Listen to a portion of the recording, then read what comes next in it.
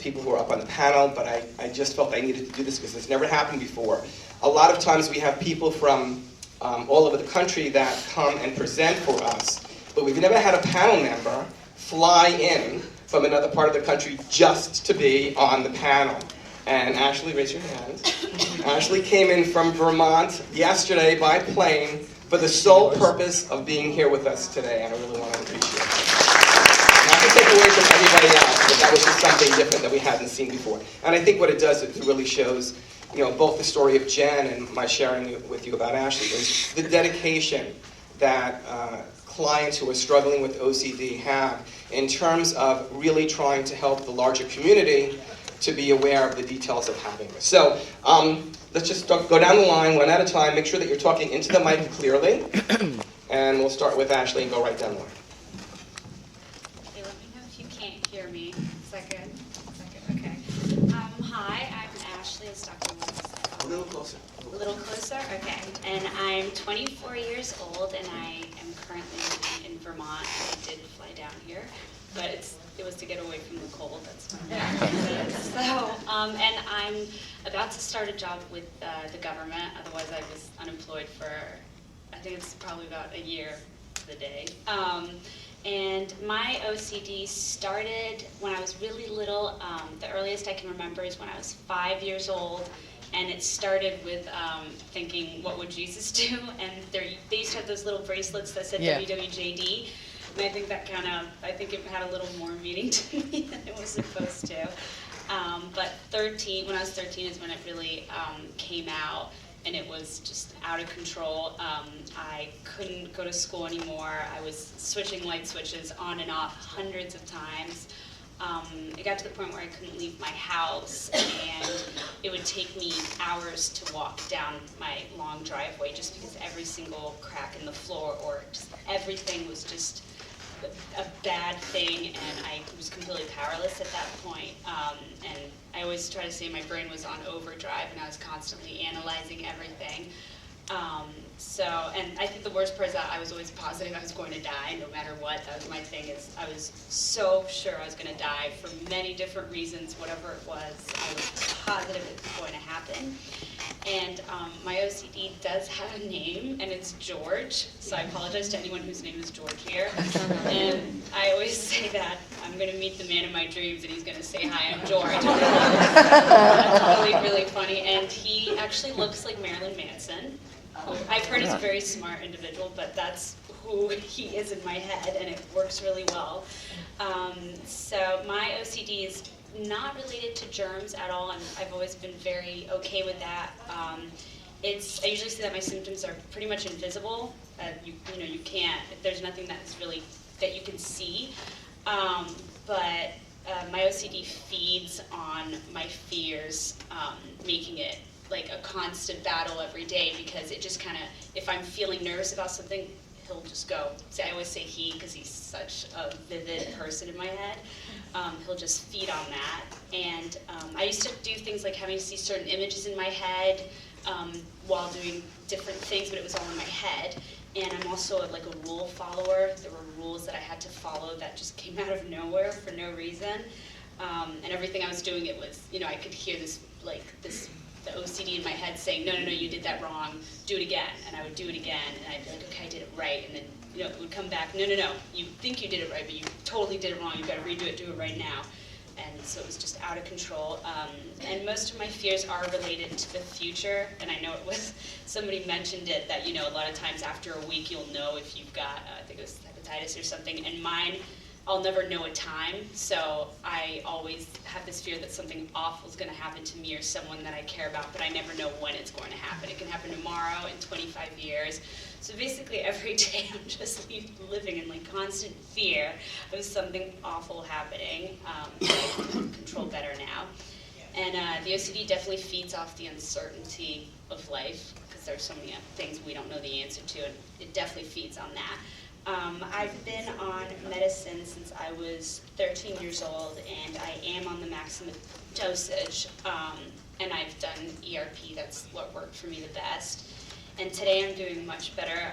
I always say that stress is the enemy. If I'm stressed, it can go downhill really quickly. And anything that makes me happy, OCD will just jump on that and just try to sabotage it. Even something as crazy as getting the interview for my job, and as soon as I got it, you know, he just popped in. He was like, no, you can't go to that, sorry, no. He was like, absolutely not. If you go to that, something awful is gonna happen. So yeah, he likes to play around like that. But I am more understanding that the bad things are actually not going to happen. It's just about being able to sit back and understand how to remind myself why they're not going to happen.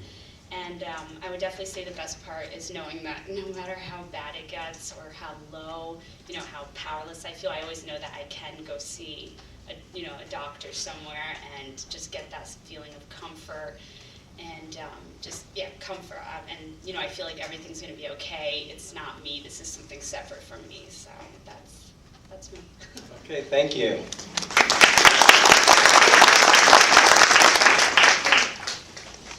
Go ahead, introduce yourself.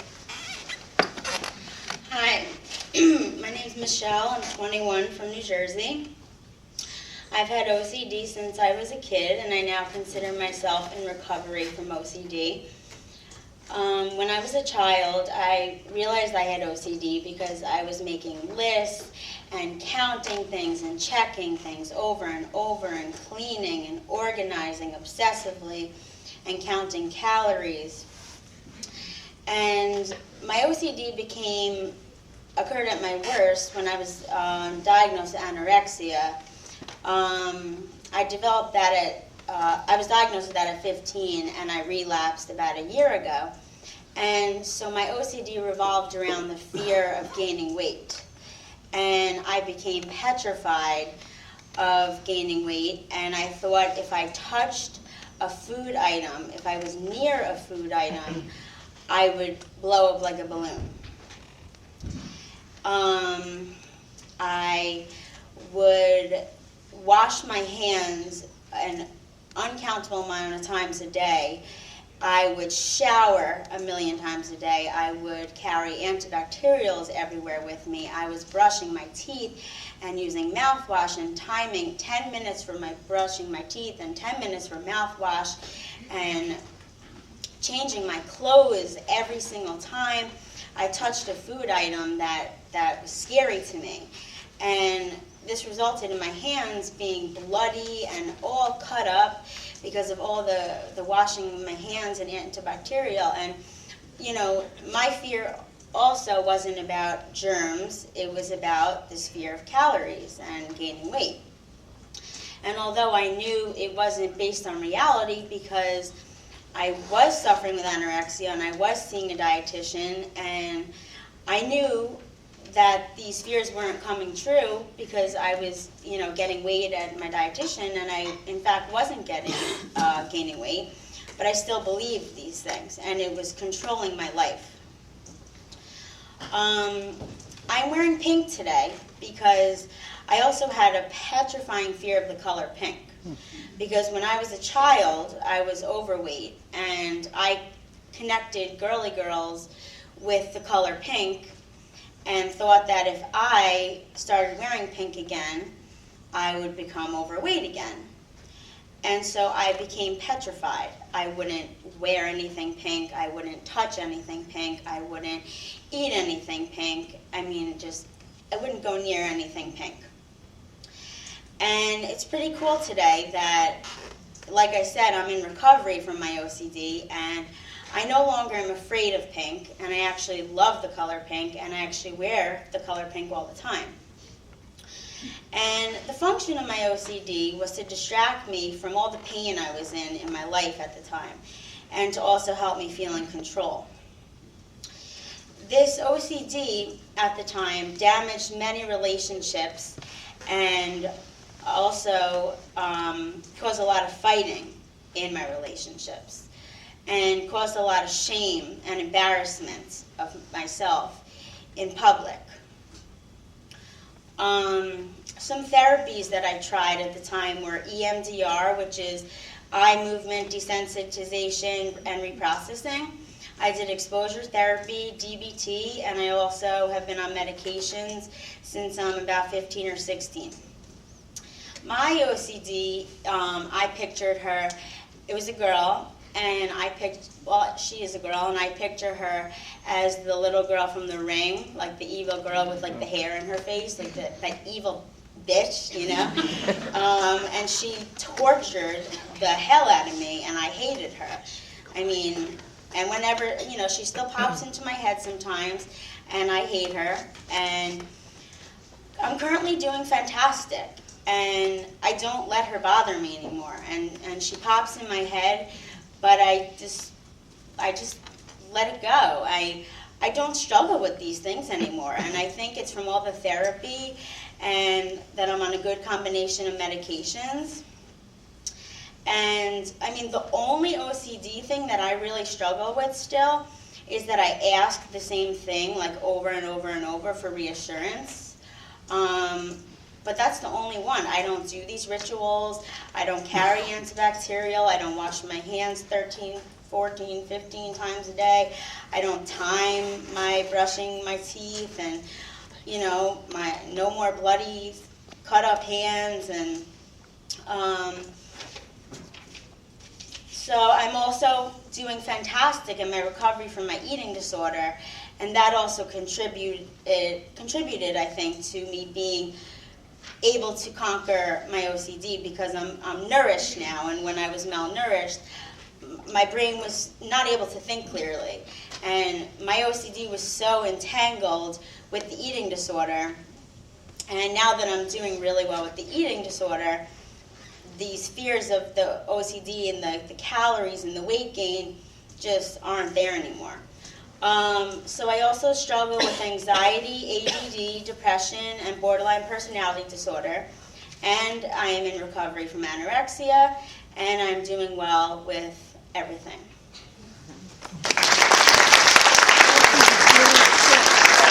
And Michelle, you look great in pink. Thank you. Okay. Are you ready, Allison?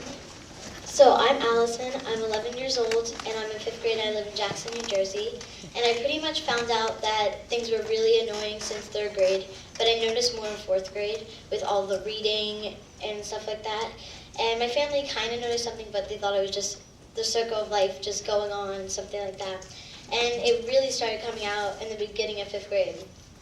The second day of 5th grade came, and we were just in the middle of writing and literacy, and then all of a sudden she just jumped out, my teacher, and told us that we have to read, by the end of the year, 30 books. I started getting so nervous. I didn't think I could do it, and OCD was telling me I couldn't do it, and if I didn't, I would feel really bad for the rest of my life. And I just kept going back to the bathroom a million times just to cry in there and be really nervous. My teacher finally came out and talked to me, and she noticed something was wrong, so then she called my mom, and my mom talked with me, and the next thing I knew, I was in therapy. I started taking some medicine, and it helped a lot, and then working in therapy helped me realize I can do anything I put my mind to, and not even OCD can stop me. And my next issue was if I was cheating or not, because OCD would tell me, you know, that I was cheating, so I would put the wrong answer, which would lower my grade. But since the therapy, I've gotten over that fear and started talking back to OCD, and I also read so much more than 30 books. I call OCD Mr. Idiot Face. My family has been so supportive and has helped me with everything, and I couldn't have done anything without them. And also my therapy doctor has helped me so much, and she's just like family to me. And OCD is hard, but with a little help, you can do anything.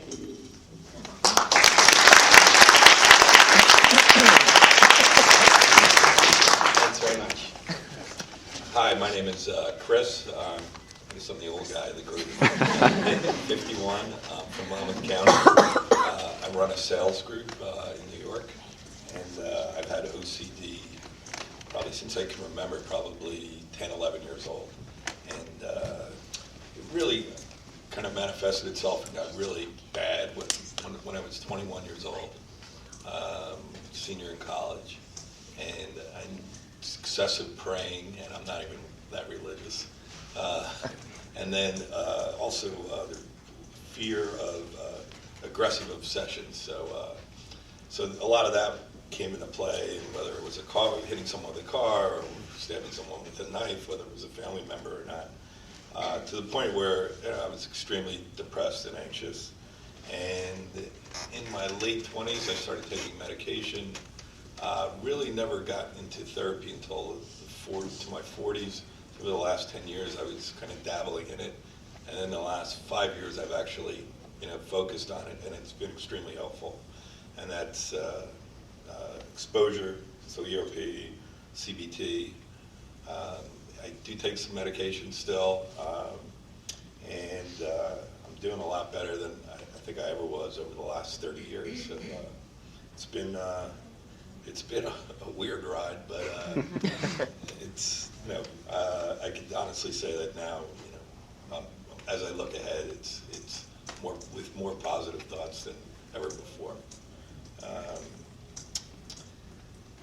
And I guess the only other thing I would say is, it's just I don't have a name for my OCD. It's just a pain in the ass.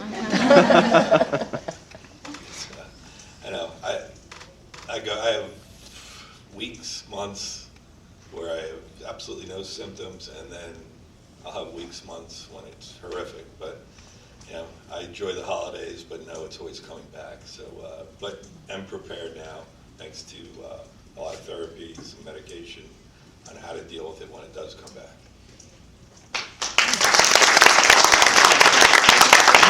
Thank you all very much.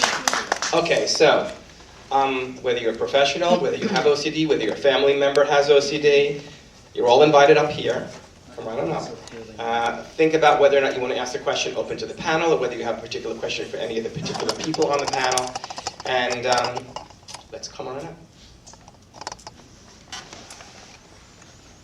Everybody's always afraid to be the first one.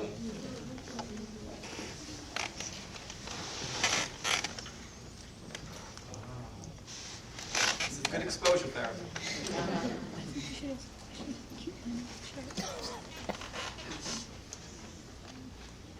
A question for Michelle, but anybody else in the panel can answer as well. You a few times referenced saying that you are in recovery from OCD. And I think different people have different ideas as to what that means. So I was curious as to what in particular you meant as in recovery. Does that mean cured, or do you mean something else? I personally, with all of my... It's on. It's on. I was on, okay. I personally don't believe that I will ever be recovered from... Thank you. I don't personally ever believe that I will be recovered from any of my struggles. I feel that it is an ongoing process, and I am in recovery, and that is probably how it will be for my whole life. I think that OCD is becoming more and more in the back of my mind and not the front, and it used to control my life, and my functioning was just not happening. And so when I say I'm in recovery, it's just that it's really becoming more in the back of my mind, and that it's not controlling my functioning anymore, and I'm much happier and able to let it go when the thoughts come in my mind. Does anybody else on the panel have anything you want to add to that? Yeah, the only thing I would say is that, the only way to get to recovery is to, I know this sounds like AA or something, but it's accepting that you have OCD and that this actual disease that exists. And that took me forever to get my head around. So that leads you to recovery. I just think that I know I will have it forever, and it's going to pop up like every day. Sometimes I can control and sometimes I can't, but I've been much better than I've usually had, so I think I'm not going to get recovered for good, but it's still going to be there, and I can deal with that. Hi, I want to thank everyone for being here today. I appreciate you coming up and talking with us. I was curious if everyone could, just an opinion on what you found in your therapy process was some of the more helpful strategies that really made a difference for you.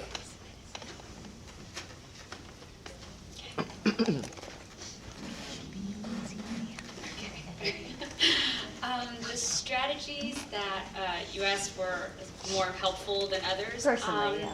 Definitely, in my case, because a lot of things, it wasn't like, okay, go touch this. It was more, everything was in my head. I like to say, like writing out stories was really helpful to me because it was also the only way I could get around it, I guess. I mean, and actually doing the things, that was the hardest part. You know, I had to, I mean, being from Vermont, it's not, driving here is, there's an exposure in itself, but you know, I had to drive over the big bridges and just, like, I would just drive there and just tell myself that I was gonna just, you know, steer off and just die. It was doing things like that, or even just writing my own suicide letter. That was probably the hardest one, because that was one of my biggest fear, was just without ever wanting to one day just committing suicide. It was doing things like that where I would write it out, because how are you supposed to act that out? I'm not going to, you know, see how close to death I can get and then be like, no, you know, I'm okay now. So writing it out and acting it out with, you know, the pills in my hand. I had them in my hand and I was alone in a hotel room, and it was absolutely terrifying. But the next day, you know, I was alive, so I realized that it was okay. And it was also knowing that my doctor knew. He said, you know, you can do this, and he knew that secretly he knew I wasn't actually going to do it. So there were all these different angles that really helped. So for me, this, you know, the writing and actually just going out and doing it as to the extreme, but still, you know, being safe and stuff. So. For me, it was exposure. Just exposure, exposure, exposure. First I did outpatient, and then, you know, with exposure therapy, and then I ended up going to a residential program for 8 months, and they had very strict rules where the bathrooms were locked, so I couldn't wash my hands a million times. I could only shower once a day. I wasn't allowed to change my outfit more than once a day. You know, all of these OCD rituals that I wanted to do were taken away. And after being there for 8 months, I just got used to, you know, I was exposed every day. I had no choice but to challenge these rituals that I became obsessed with. And it was just the complete exposure of being forced to challenge these rituals completely is what saved me. Can you talk a little bit more specifically, just as a follow-up, when you talk about exposure, what did you do? I mean, what was exposure for you? What did that mean? Well, like I said, like not being able to wash my hands. Well, that's the compulsion. Yeah. But what was the thing that you addressed that made you feel anxious? How did you expose yourself to the anxiety? The hand washing, stopping the hand washing is a way of not letting yourself do the ritual. Yeah. But first comes the fear of Yeah. something. So what kind of challenges did you do towards the thing that made, what kind of thing did you do to make yourself afraid on purpose to prompt the anxiety to begin with? Do you know what I mean? Not exactly. No. Okay. So I mean, What triggered the urge? there were things you were anxious about. So, Yeah. for instance, with pink, like today you're wearing pink. That's Yeah. kind of an exposure. You're Yeah. saying, you know, I'm not going to wash my hands or do something to undo the feeling. Yeah. Not only that, but I'm going to actually wear pink on purpose as a way of showing the OCD who's boss. Yeah. What other kinds of things like that did you do that didn't have to do with pink, but had to do with other kinds of things that you could think of? Like not with the examples that I just listed. Like, Well, I didn't get a sense of exactly what they were. You talked about not doing the hand washing, but I meant really like What are the did you do triggers? that made you feel anxious? And if you know, you can sit and think of that, and I'm thinking maybe one of the other people on the panel could also answer something like that. Like, what was the exposure therapy like, or what did you actually do, and what was helpful? Huh? Michelle, what was it that brought on the anxiety? I think that's what I was getting at. Like, what you would want to wash your hands. What were the thoughts that was causing that? Had you stopped those thoughts when you were forced to not wash your hands? well, I would say the answer probably is that, like, the reason that I was doing all this was to distract myself from the intense pain that I was feeling in my life, and to distract myself and to feel in control and just, yeah, like. Okay. So, anybody else wanted to add anything to this before we go to the next question? A quick answer, just the exposure, you know, the aggressive fears or fear of hurting others. But I walked around with a pocket knife all day, so and that really worked. That says it right there. Can I say one more thing? I kind of got, well, like I said before, I mean, I think the main function of my OCD was revolved around the gaining weight. So when I had thoughts I'm going to gain weight, that's when I was like, oh my goodness, I need to go wash my hands. Like, oh my God, I just touched a food item, or I just touched a doorknob or something, So that's what would give me the urge to go wash my hands and Okay, do so that. things like touching the food and touching the doorknob are really the triggers. is Yeah, what yeah, you're yeah. talking about. I actually used to wash my hands a lot. I actually have a hamster named Frankie, and when I first got him, they always said, wash your hands after. So I washed my hands constantly, and I got these red blotches on my hands, and it just, I don't know, I just kept washing my hands, and I could have been doing so much, like, better things. I had so much more better things to do other than wash my hands. So. Is that okay? Also, just speaking of exposure, I also had my doctor, which I think is a really effective one for people that are afraid of harming other people.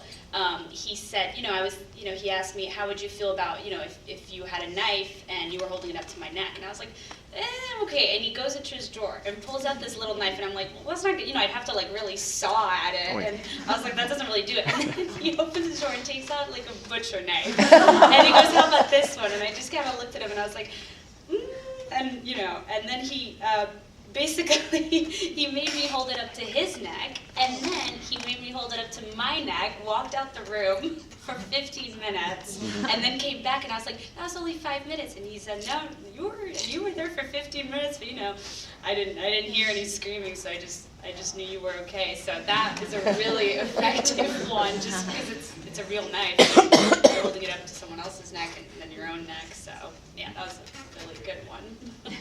Thank you.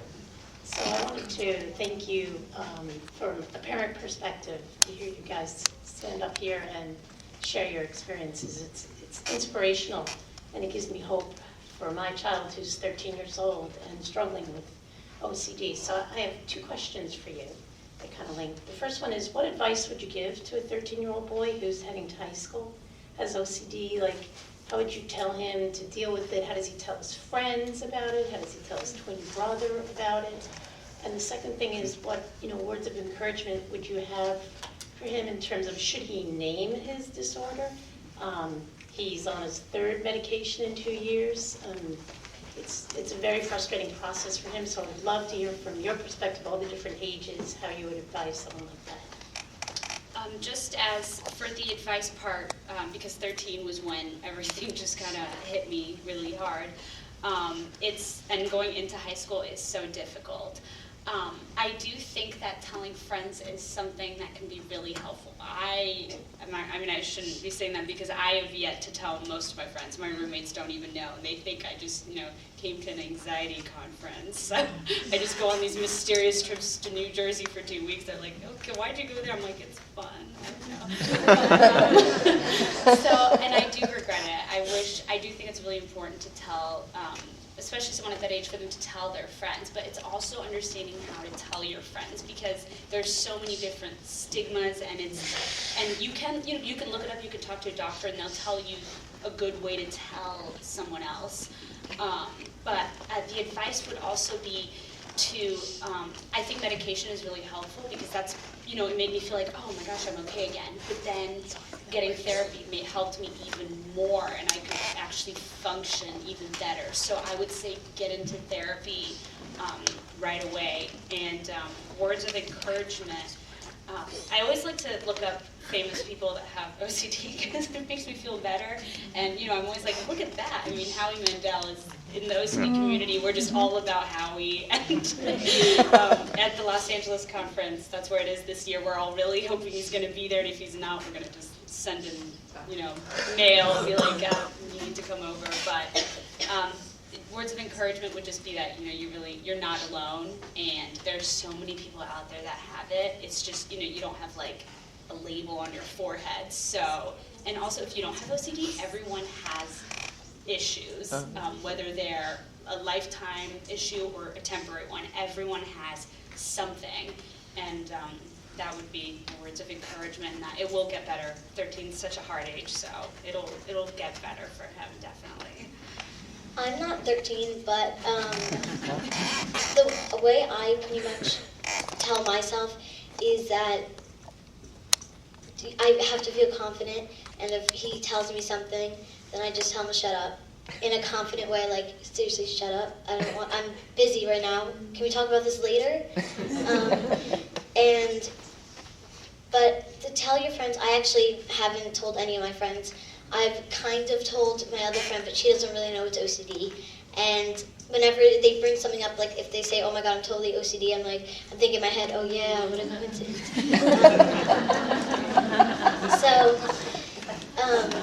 But you have to kind of have a friend that you can really trust. But if you know that, you can't really trust that friend, I don't think it would be a good idea to tell them. Like I have my best friend Amber, and I know I can trust her because she still keeps my second grade crush in her secret. So.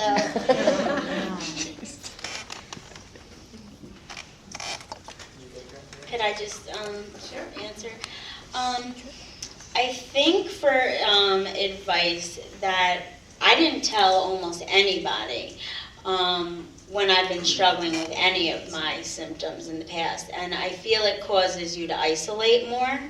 So I think it is important to share with who you can trust, because you'll get support, and it's much more hard for people to be there for you and understand you if you're not going to tell them. And like I said, it caused huge isolation and anxiety for me, and I wouldn't even socialize with anybody because I felt I was holding this huge secret, and I didn't want anybody to know. And as far as encouragement, I mean, I know it's probably hard to believe when you're really in the midst of it, but I mean, if you could tell them that you came here today and that you've heard that there are people who have conquered this and that it is possible. It really is possible. I swear to you that you can conquer this, and with the help, it is definitely something you can get through. Thank you very much. I'm curious, some of you have personified your OCD with a name, and what role has anger played as a way of dealing with this? That has anger in any way as far as shoving that OCD person away from you or fighting with them and telling them to be quiet? What role has that played in making you feel better about the OCD and being able to deal with the symptoms?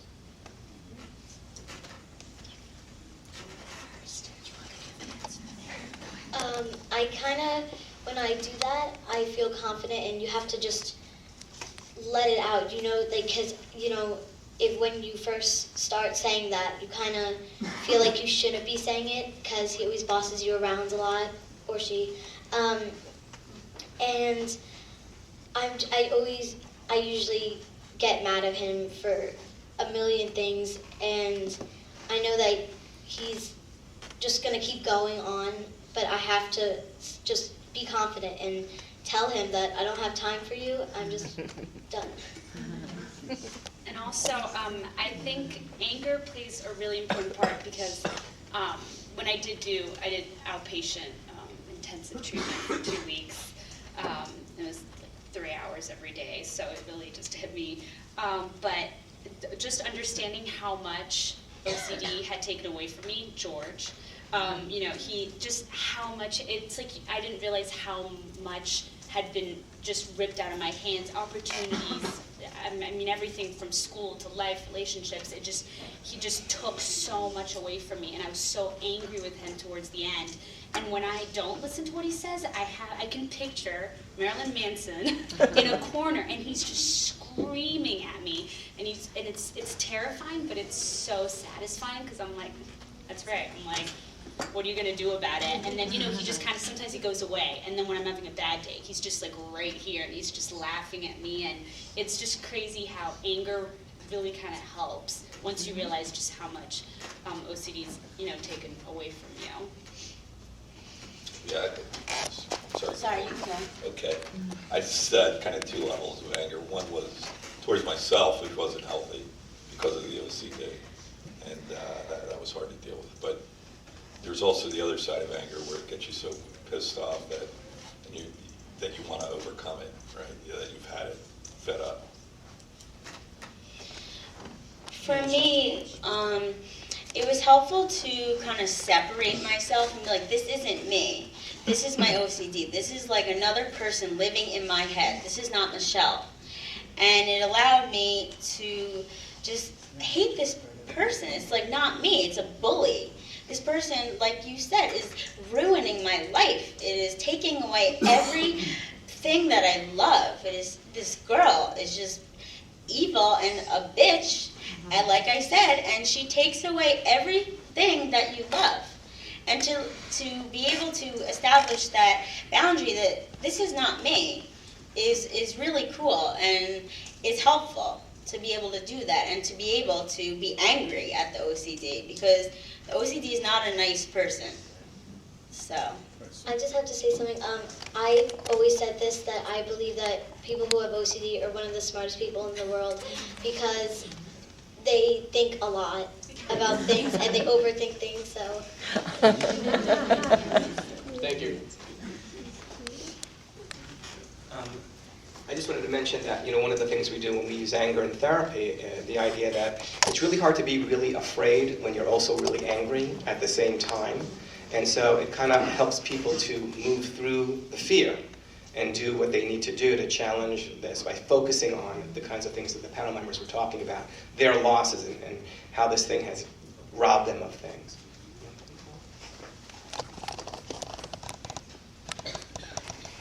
Thanks for sharing with us today. There are a lot of support people here today, and I think this is a really unique experience for them to be able to hear from you. So my question is, what are your experiences with other people in your lives, perhaps those that have been supportive at times, helpful to you in some way in your treatment, and also perhaps people who, with the best of intentions, have contributed unintentionally to the maintenance of your symptoms?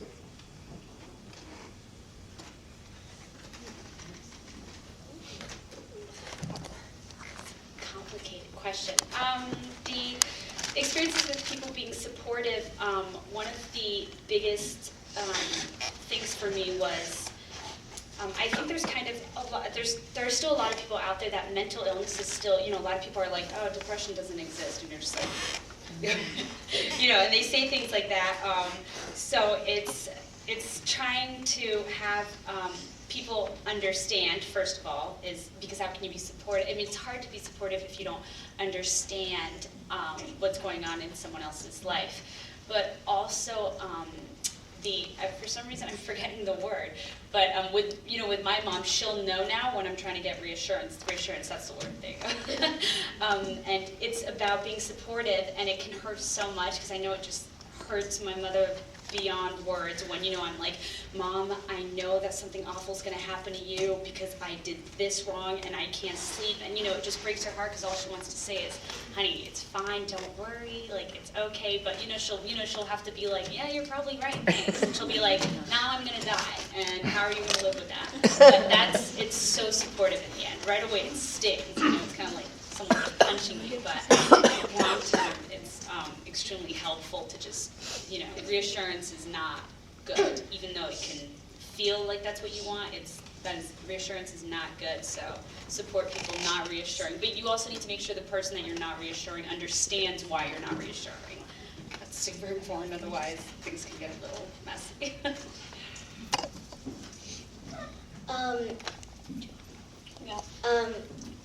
My family has been very supportive, and there's just one period of time that, you know, my brother, if I would do the same rituals over and over again, he would get really mad at me and call me OCD girl, but I totally understand why he would do that because it's annoying and it annoys me that I am doing it, and I hate that he's saying it, but I really understand.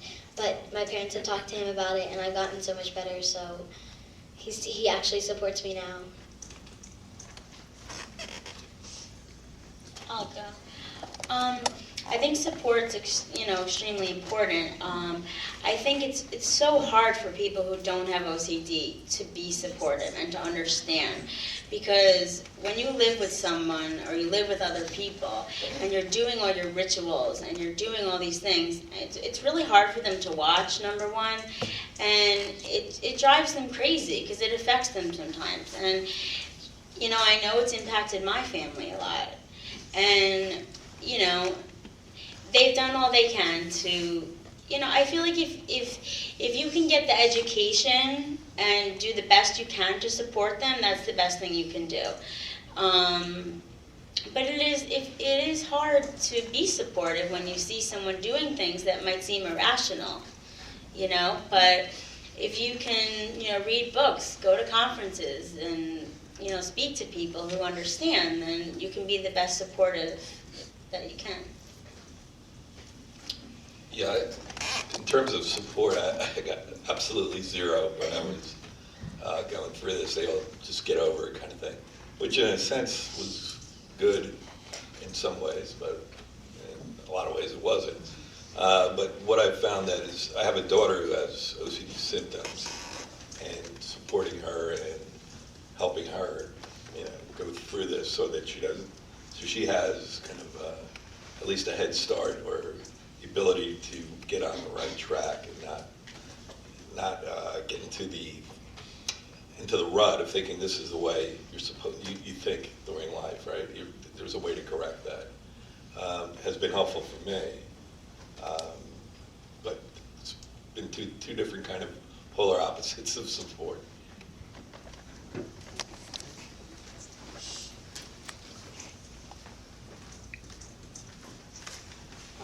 After Joe asks, we'll have time for one more question. So if you want to ask a question, you should get up here and ask. My question is for Chris, although any of you can also certainly jump in. Chris, you had mentioned accepting that you had OCD, and that was a struggle for you. And certainly accepting is a prerequisite to be ready and willing to do the hard work of ERP. Was there a particular point in time that you kind of got to that acceptance, or did it happen gradually? It took about 20 years, to be honest with you. And a lot of it was because I always thought it was this thing that would just kind of go away for a while, then come back. But then when it became, increasingly difficult to just go through life on a daily basis, then I said, all right. Was it an incident that where you finally said this is it, or? It was just, it was really just the fact that, I just knew it was taking so much away from my personal life, from my wife and my kids. And I got to the point where, I was very low from a depression and anxiety perspective. So that it was kind of like a rock bottom thing. So there wasn't one trigger in particular. But I'm just a stubborn person.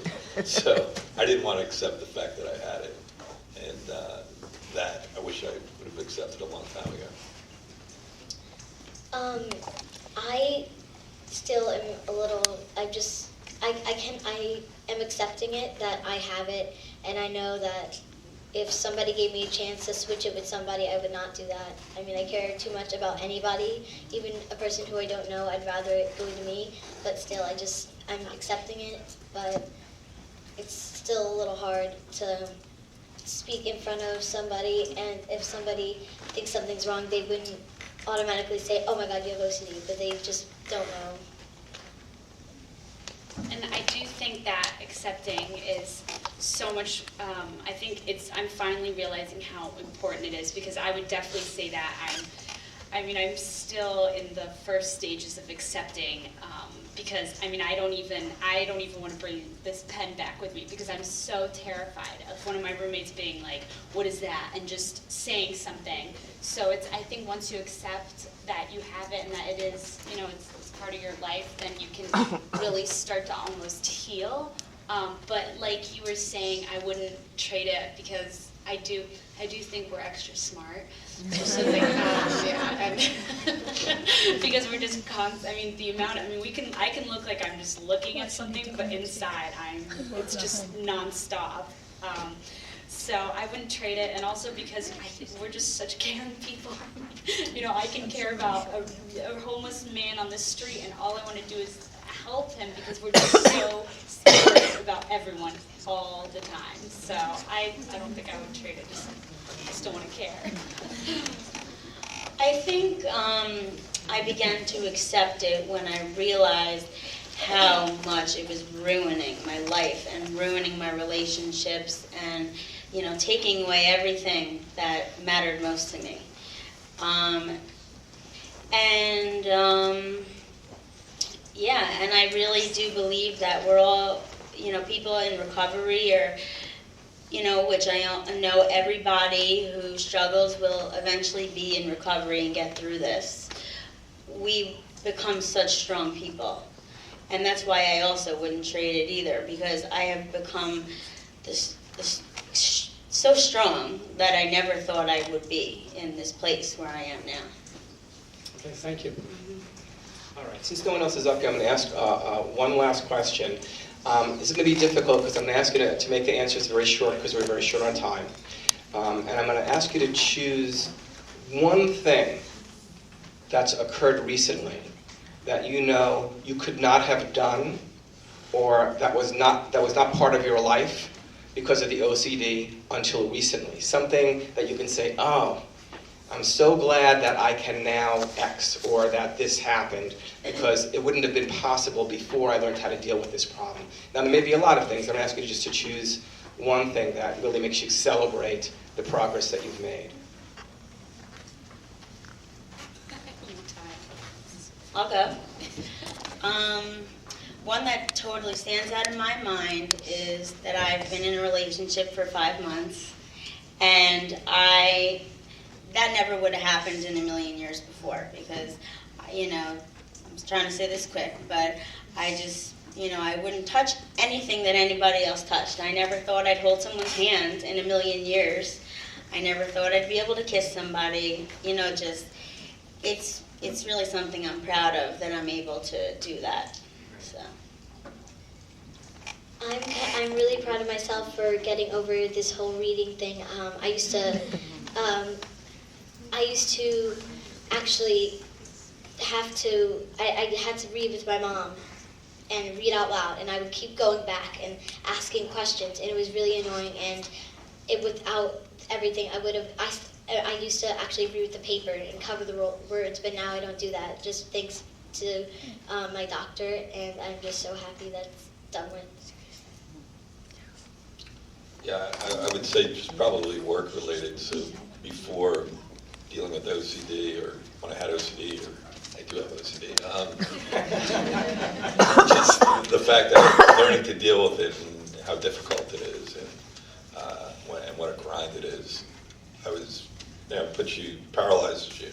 So I was reluctant to change jobs, and I think I've missed a lot of opportunities. Then once I've not overcome, but dealt with OCD, right now I'm done fairly well. Have 40 people reporting to me, and run a whole group, and I'm very comfortable with that. So, and I don't think I could have done that without over these kind of battles. Thank you. And something I could not have done before, it's hard, I really have to think about that. But I think similar to what Chris. What Chris was saying was just almost doing things. For me, I feel like I've lost out on so many opportunities, but now I'm finally, I'm remembering that I am only in my 20s, so I still have a long time, hopefully. And so I'm. You can never be sure. I know. I was just gonna say, well, it's because apparently something awful is gonna happen. Who knows what? So I don't know. But no. So just missing out on a lot of opportunities. I'm finally doing things for me, kind of. And before, I think I used to just kind of wade in the water. I was just kind of letting life happen around me. And now I'm getting better, and I do have setbacks, but I'm getting better at where I'm doing things for me and knowing that I'm challenging myself with even getting my job and stuff. I was terrified, and I'm still terrified because it's a new job and everything is the start of everything, but just making myself do it. I don't think I would have been able to do that before. I think I would have just kind of said, it's easier for me not to deal with it. I don't want to deal with the anxiety, but now I'm ready to head first, go against it. So. Yeah. All right, thank you so much. Let's have another hand.